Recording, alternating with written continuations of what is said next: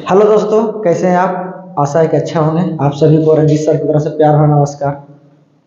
कुछ दिक्कतें थी जिस वजह से हम आप लोग के बीच नहीं आ सके।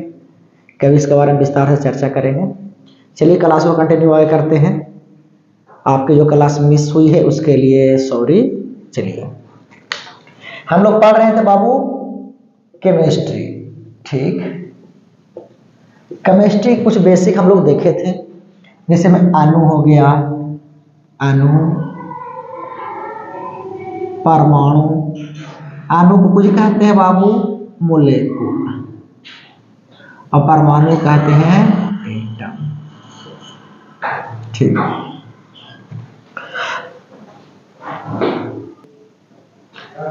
जिसमें हम लोग देखे थे परमाणु जो क्या होता है, सबसे सूक्ष्म कण।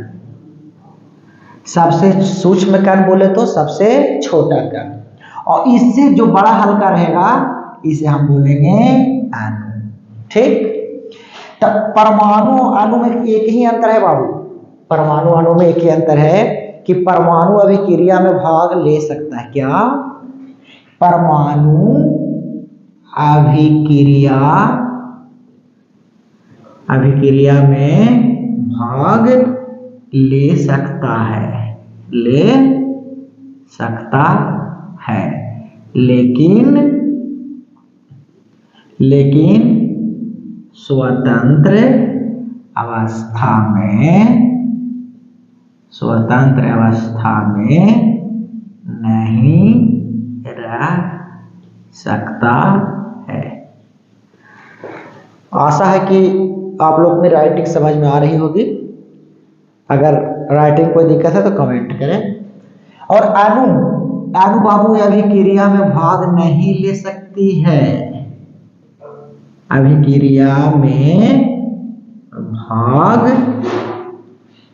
नहीं ले सकती है, लेकिन स्वतंत्र अवस्था में रह सकती है।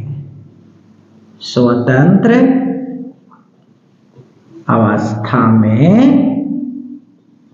रह सकती है। It is a basic difference between atom and molecule. अणु और परमाणु में बेसिक अंतर है, जिसमें सबसे सूक्ष्म कण है परमाणु। इससे जो हल्का बड़ा होता है वो कहा बाबू अणु। इसको ऐसे चलो, तो चलिए देखते हैं। मैंने पढ़ा परमाणु सबसे सूक्ष्म कण, यह अभिक्रिया में भाग ले सकता है लेकिन स्वतंत्र अवस्था में नहीं। लेकिन अणु अभिक्रिया में भाग नहीं ले सकती है लेकिन स्वतंत्र अवस्था में रह सकती है। एक हुए, क्या हुए बाबू? वैज्ञानिक, जिन्हें हम लोग कहते हैं जॉन डाल्टन। इसने कहा कि परमाणु को विभाजित नहीं किया जा सकता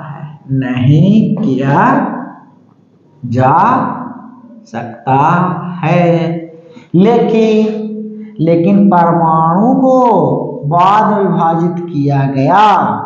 यानी कि डाल्टन साहब का नियम फेल हो गया। ये कहे थे कि परमाणु विभाजित नहीं कर सकता है, बाद में वैज्ञानिकों ने क्या किए? विभाजित किए।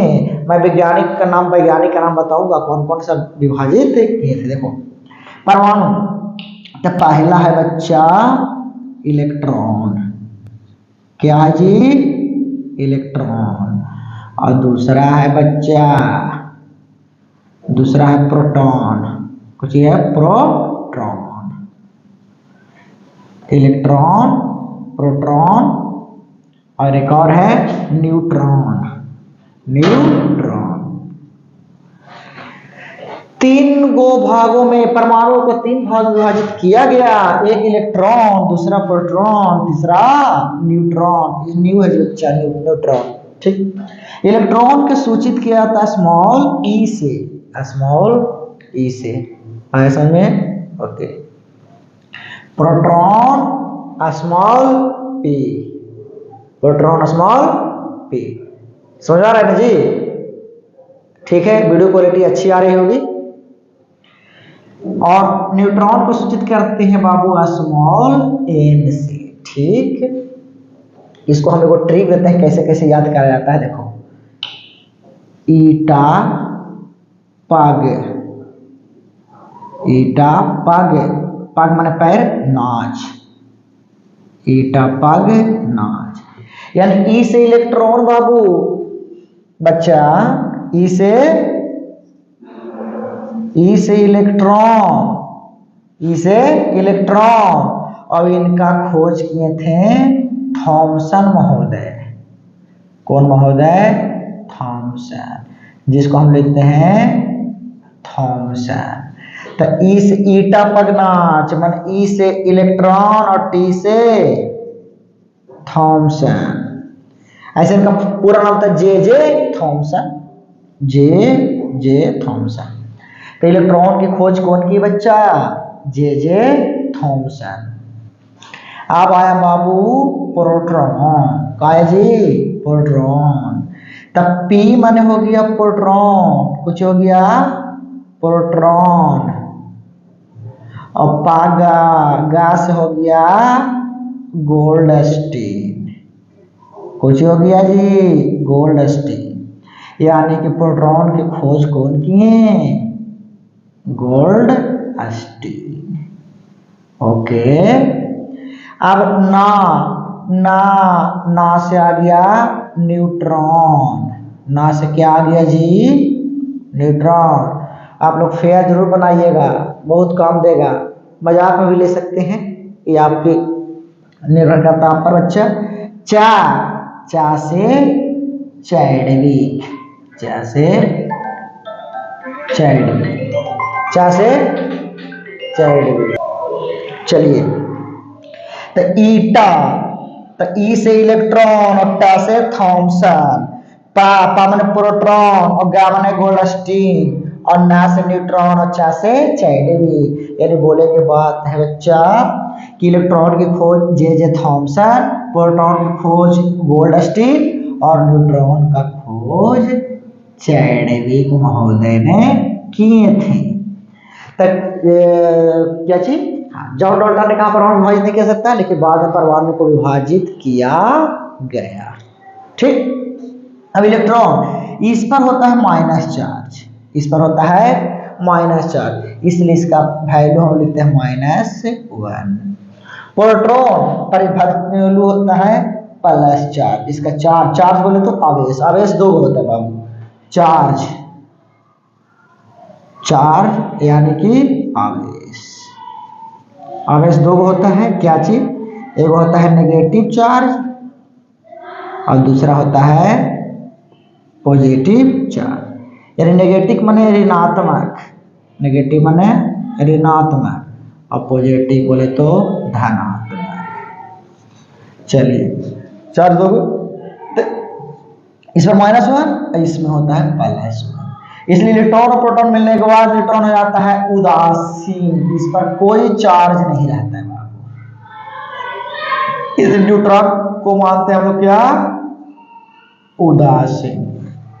ठीक, कोई दिक्कत, कोई समस्या? आशा है कोई समस्या नहीं होती।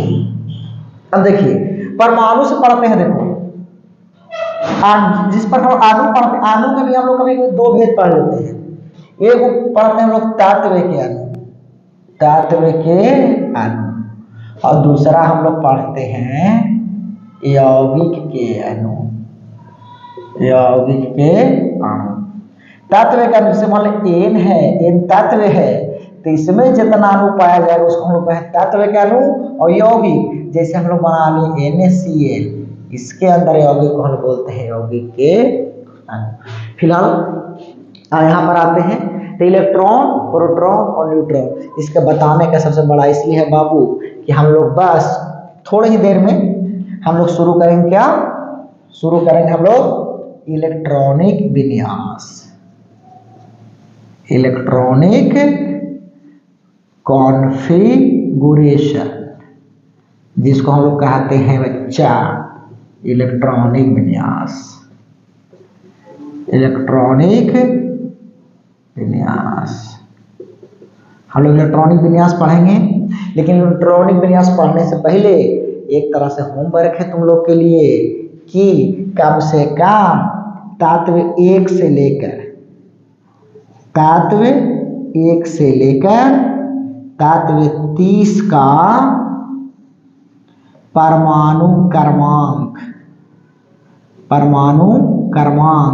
जिसको हम लोग परमाणु संख्या भी कहते हैं, परमाणु क्रमांक यानी परमाणु संख्या याद कर लेना है। जैसे कि एक प्रकार, एक में कौन सी है जी, हाइड्रोजन, एक में क्या है, हाइड्रोजन, 2 में हीलियम, 3 में लिथियम, 4 में बेरिलियम, 5 में बोरान, 6 में कार्बन, 7 में नाइट्रोजन, 8 में ऑक्सीजन, 9 में नियोन, समझा, और 10 में आर्गन, 10 में आर्गन। अभी और है, ये 10 तक है, 1 2 3 4 5 6 7 8 9 10। इसी प्रकार आप लोग 20 तक याद करिएगा, सोडियम के बाद मैग्नीशियम, ये आप लोग को याद करना पड़ेगा, समझे। इसमें सोडियम Na कितना होता है, 11, मैग्नीशियम 12, ये धीरे धीरे आएगा कहाँ तक बाबू, कैल्शियम 20 तक। ये मत समझना कि हमको नहीं आता, हम लिख रहे हैं, चाहते तो लिखते, लेकिन आप लोग को होमवर्क है, इसको याद करिए। और यानी कि सोडियम 11 से लेकर आपको याद करना कैल्शियम 20 तक, इसके बाद Zn जिंक 30 तक अगर आप लोग याद करिएगा, जिंक 30 तक याद करिएगा। इसके बाद हम बताएंगे क्या, इलेक्ट्रॉनिक विन्यास। कल हम बताते हैं सेल का, क्या हो जाते हैं, सेल का, सेल माने होता है कक्षा। कल कौन कक्षा का पढ़ेंगे, KLMN का इलेक्ट्रॉनिक विन्यास देखेंगे। तब तक के लिए देखने के लिए बहुत बहुत धन्यवाद। अगर मेरी वीडियो अच्छी लगी तो शेयर करें। जय हिंद, जय भारत।